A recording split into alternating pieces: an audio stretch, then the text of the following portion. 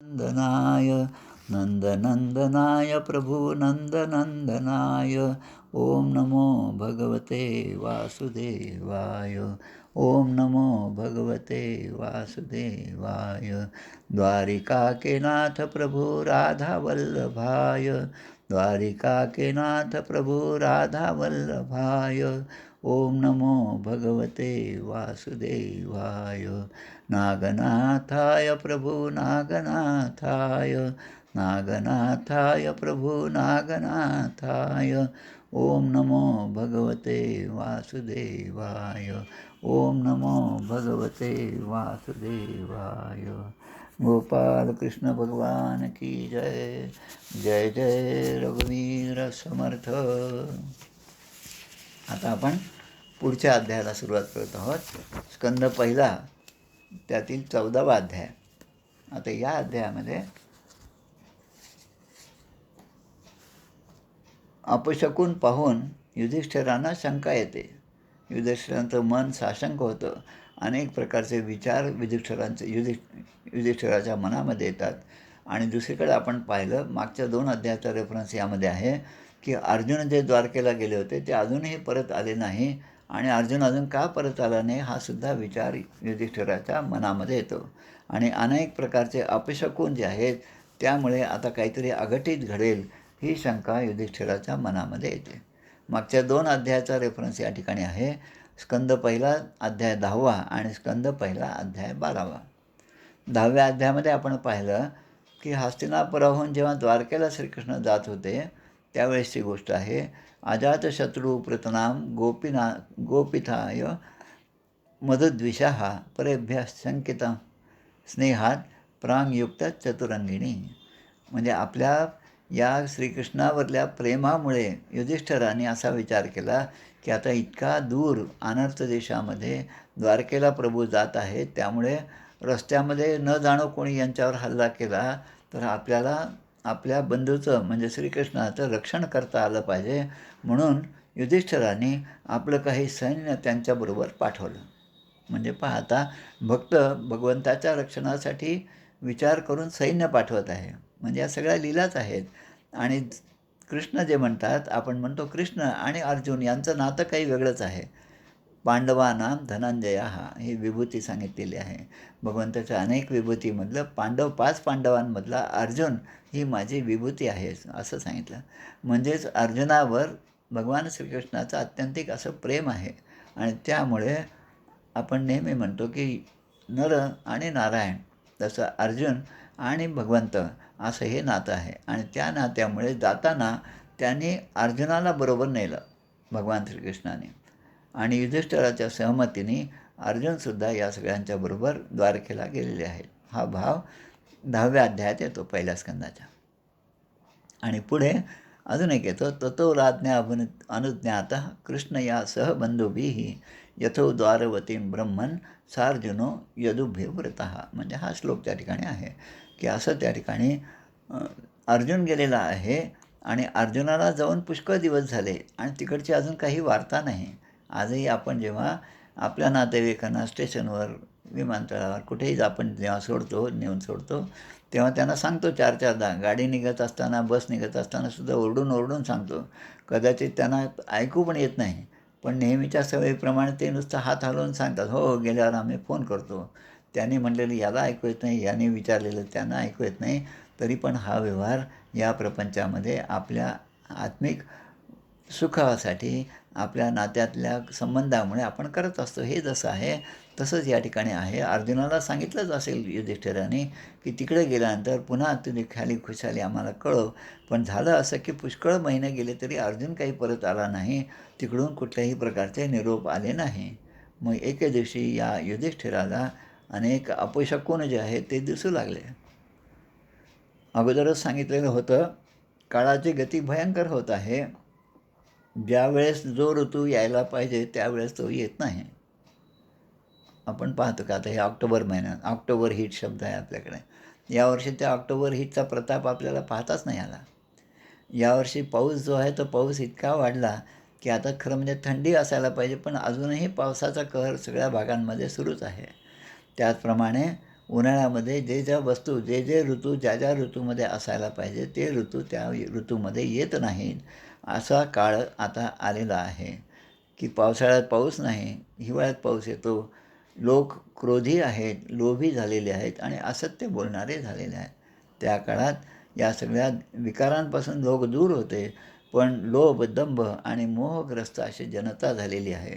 हे सगळे अपशकून युधिष्ठिराला दिसत होते आणि म्हणून युधिष्ठिर चिंतेमध्ये एके दिवशी आपला बंधू भीमसेन जो आहे, भीमाला लहान बंधू आहे, त्यांना बोलवून युधिष्ठिर त्या भीमाला म्हणतात, युधिष्ठिर उवाच संप्रेषिता द्वारकायां जीर्णबंधू दिदृक्षया ज्ञातुं च पुण्यश्लोकस्य कृष्णस्य च विचेष्टितम्.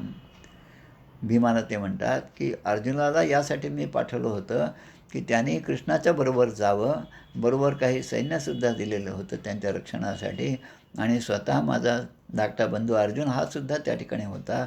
आता तिकडे हे पोहोचले आहेत की नाही, तेथे पोहोचल्यानंतर श्रीकृष्ण त्या ठिकाणी काय करत आहेत या सगळ्यांची माहिती घे आणि इतर जे आपले नातेवाईक आहेत, श्रीकृष्णांच्या इतर पत्नी 8 पत्नी आणि 16,000 ज्या पत्नी आहेत त्यांचे संसार कसे सुरू आहेत ते ते प्रत्यक्ष पाहून ये आणि त्यांना सगळ्या इतर नातेवाईकांनासुद्धा भेटून ये, म्हणजे तिकडची ख्याली खुशाली आपल्याला समजेल. असा मी त्याला निरोप दिला होता आणि आज इतके दिवस झाले तरी पण त्याचा कुठेही काही आपल्याकडे माहिती नाही, काही बातमीसुद्धा नाही, असं ते भीमाला ते सांगत आहेत. कारण त्या श्रीकृष्णांवर आमचं आत्यंतिक असं प्रेम आहे. त्या भगवंताच्या कृपेनेच आमचं हे राज्य जे आहे ते आम्हाला परत मिळालं आहे. एवढा मोठा महायुद्ध झालं, महाभारताचं युद्ध झालं, एवढं मोठा हानी झाली, सगळं झालं, पण तरी आपलं जे मूळ जे होतं ते आपल्याला आता प्राप्त झाले, संपत्ती प्राप्त झाली, राज्य प्राप्त झालं. त्या कृष्णाच्या कृपेनेच द्रौपदी आपल्याला पत्नी म्हणून लाभलेली आहे.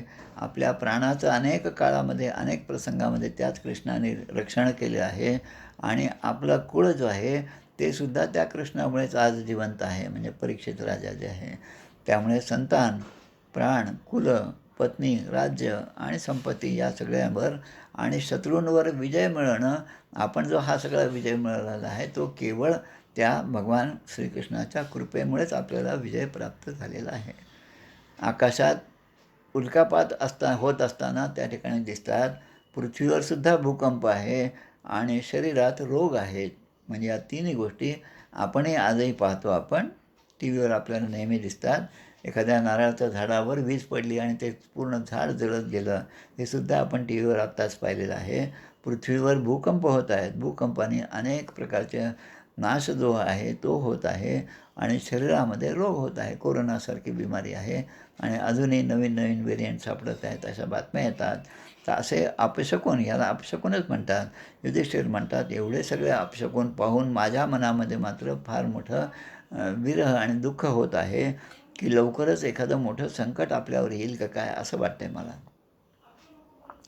उर्वक्षी बाहू वो मत्स्य मह्यम स्फुरंत्यंग पुनः पुनः वेपथुश्चामी हृदये आराध्यास्यन्ति विप्रियम. युधिष्ठिर सांगतात की माझी उरू म्हणजे मांडी, की माझी डावी मांडी, डावा डोळा, डावा हात हे फडफडत आहेत, त्यामध्ये कंप निर्माण होत आहे. म्हणजे हे लक्षणं जी अपशकुनाची लक्षणं आहेत. माझं हृदयसुद्धा जेवढं शांत असायचं तसं आता नाही, त्यामध्ये सुद्धा कालवा होत आहे, धडकते आहे. सूर्योदयाच्या वेळेस किती प्रसन्न असं वातावरण असतं, पण मी रोज असं पाहतो की सूर्योदयाच्या वेळेस सूर्याकडे पाहिलं तर एक लांडगा सूर्याकडे पाहून मोठ्याने ओरडत आहे असं मला दिसत आहे. आणि सूर्यम हस्त प्रभम पश्य, म्हणजे सूर्य जो दिसतो तो नेहमीसारखा तळपणारा सूर्य मला दिसत नाही, कारण सूर्यसुद्धा मला फिका झाल्यासारखा दिसत आहे. नद्यो नद्याश्च क्षुभितः सरांसीच मनांसीच. नद्या, नदी, तळे हे जे आहेत पाण्याचे एवढेच म्हणून साठे आहेत आणि लोकांचं मन जे आहे ते आत्तापर्यंत निस्तरंग होतं, लोक सगळे शांततेने राहत होते, पण त्यांचे मनंसुद्धा क्षुब्ध झाले आहेत, नद्यासुद्धा क्षुब्ध झालेल्या आहेत. वासरांच्या बाबतीत म्हणाल तर न पिबंती स्तनं वत्सा न दुह्यंती च मातरः वृदंतश्रुमुखा गावो न ऋष्यन वृषभा व्रजे. त्यांची पण अवस्था अशीच मला दिसत आहे की वासरे आपल्या गाईजवळ, आपल्या आईजवळ जातात, पण ते दूध पित नाहीत. गाई जे आहेत त्या दूध देण्याच्या अवस्थेमध्ये आहेत, पण आपल्या लेकरांना दूध देऊ शकत नाही. गोठ्यामधल्या ज्या गायी आहेत त्यासुद्धा अश्रू ढाळत आहेत. अशा आणि बैल जे आहेत ते मला दिसतात की ते सुद्धा आता नेहमीसारखे नाही, ते उदास झालेले आहेत. तेवढ्यामध्ये त्यांना दिसतं की समोरच्या बाजूने अर्जुनाचा रथ आलेला आहे आणि त्याच्या मागे काही सैनिक आहेत आणि हे पाहिल्यावर सगळेजण धावत पळत त्या ठिकाणी जाऊन अर्जुनाचं स्वागत करतात. तेव्हा युधिष्ठिर आणि अर्जुन जो आहे तो रथावरून उतरल्याबरोबर आपल्या वडील बंधू युधिष्ठिराच्या पाया पडलेले आहेत, त्यांचं दर्शन घेतात आणि अर्जुन काहीच बोलत नाही. आपल्या घरीसुद्धा कोणी काही पाहुणे आले आणि आल्यानंतर 5-10 मिनटं काही बोललेच नाहीत आणि बऱ्याच वर्षांनी त्यांची भेट झाली. तर आपल्यालासुद्धा काहीतरी शंका येते की इतक्या दिवसांनी हे आले, पण नेहमीसारखे प्रसन्न दिसत नाही, नेहमीसारखे वार्तालाप होत नाही. त्यामुळे यांच्या मागे किंवा त्या ठिकाणी त्या गावाला काहीतरी अरिष्ट आलं असेल किंवा काहीतरी अशुभ घटना घडली असेल, अशी शंका जशी आपल्याला प्रपंचामध्ये येते, तशीच या ठिकाणी युधिष्ठिराच्या मनामध्ये सुद्धा आलेली आहे. ते पाहतात की हा अर्जुन जो आहे माझ्या पाया पडत आहे, पण नेहमीसारखा तो हसतमुख नाही, हवालदिल झालेला आहे.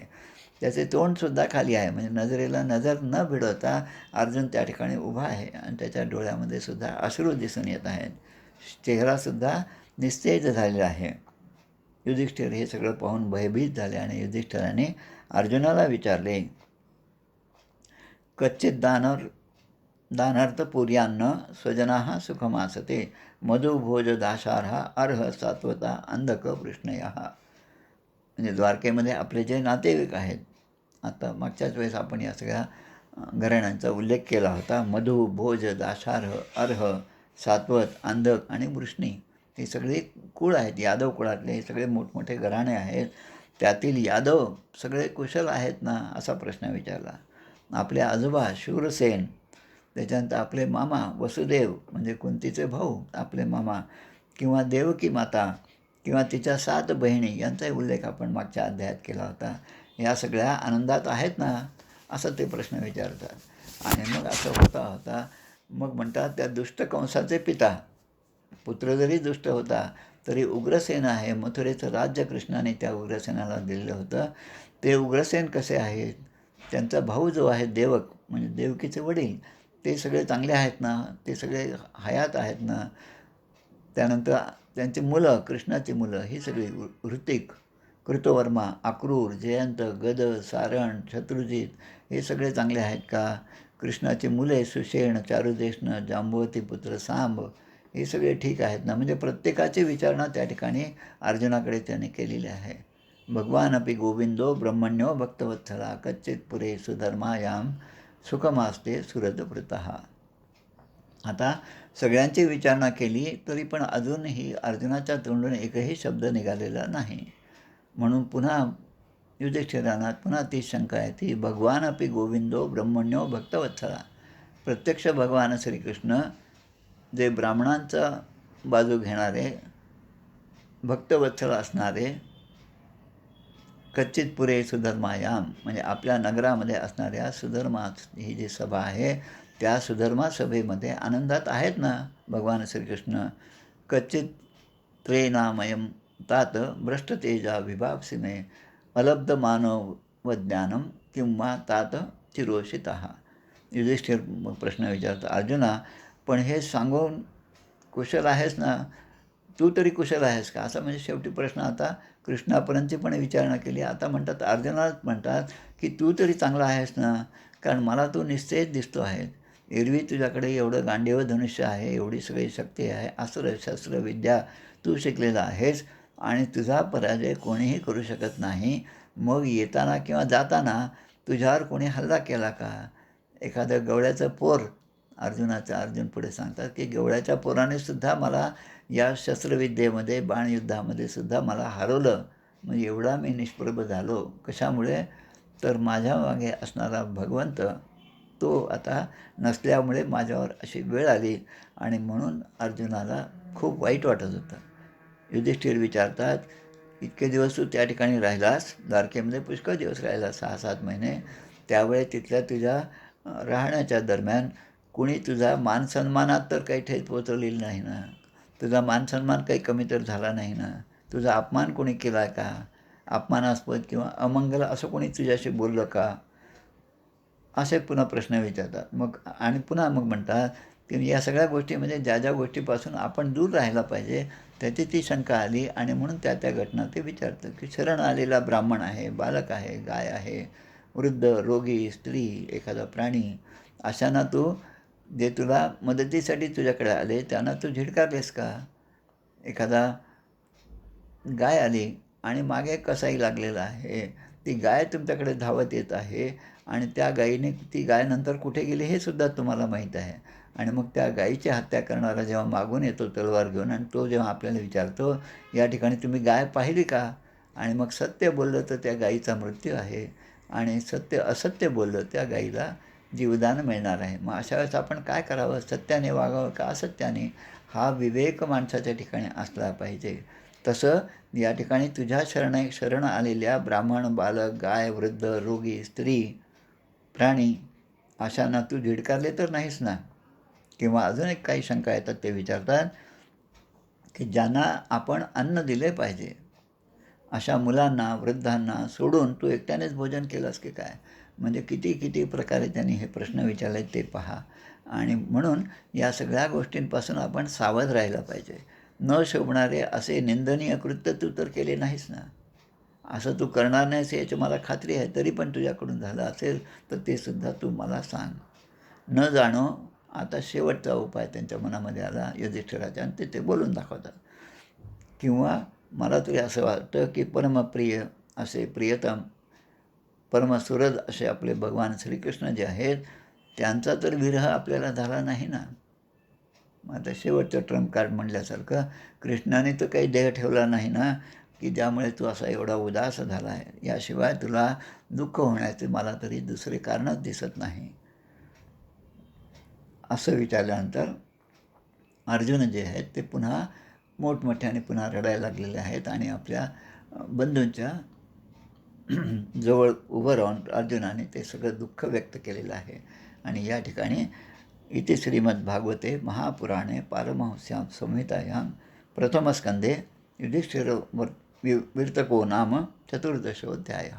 हा 14वा अध्याय या ठिकाणी समाप्त होत आहे. गोपाल कृष्ण भगवान की जय. आता पुढे 15वा आणि 16वा अध्याय जो आहे त्यामध्ये कथा येतात की कृष्णविरहाने व्यतीत हे जे पांडव आहेत त्यांनी या परीक्षित राजाला आपल्या नातवाला हे राज्य दिलं आणि स्वर्गारोहणासाठी ते हिमालयामध्ये निघून गेले. आणि 16व्या अध्यायामध्ये येतं की परीक्षितीने केलेला दिग्विजय, परीक्षितीने या सगळ्या पांडवांच्या पश्चात आपलं हे सगळं सार्वभौम राज्य कशाप्रकारे सांभाळले आणि धर्म आणि पृथ्वीचा संवाद. म्हणजे आता आपण हळूहळू परीक्षितीकडे आणि परीक्षिती आणि कलिराजा यांची जी भेट आहे, परीक्षितीला मिळाला शाप आहे, या गोष्टींकडे आपण हळूहळू पुढे जात आहोत. म्हणून हे 2 अध्याय पुन्हा तशा दृष्टीने महत्त्वाचे आहेत, 15वा आणि 16वा. 14वा अध्याय आपण आता पाहिला. या प्रथम स्कंदामध्ये एकूण 19 अध्याय आहेत. 19 अध्यायापर्यंत आपल्याला बऱ्याच गोष्टी समजून जातात. आणि मग पुढचा जो आहे कथानक, ती दुसरा स्कंद जो आहे तो थोडासा काय म्हणतात त्याला टेक्निकल असा आहे. ज्या ठिकाणी भागवताचं हे आहे काय 4 श्लोकामध्ये भागवताचं वर्णन जे आहे ते त्या द्वितीय स्कंदामध्ये आहे, ते सुद्धा आपल्याला पाहायचं आहे. त्यामुळे आपण आता या ठिकाणी थांबूया. श्रीकृष्ण गोविंद हरे मुरारे, हे नाथ नारायण वासुदेव, प्रद्युम्न दामोदर विश्वनाथ, मुकुंद विष्णू भगवन् नमस्ते. आपली नेहमीची आरती म्हणूया.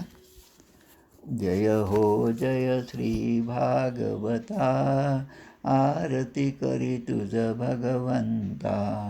श्री शुकमुनीने परम भक्तीने, नाना परीने गायले जा हरिचरिता.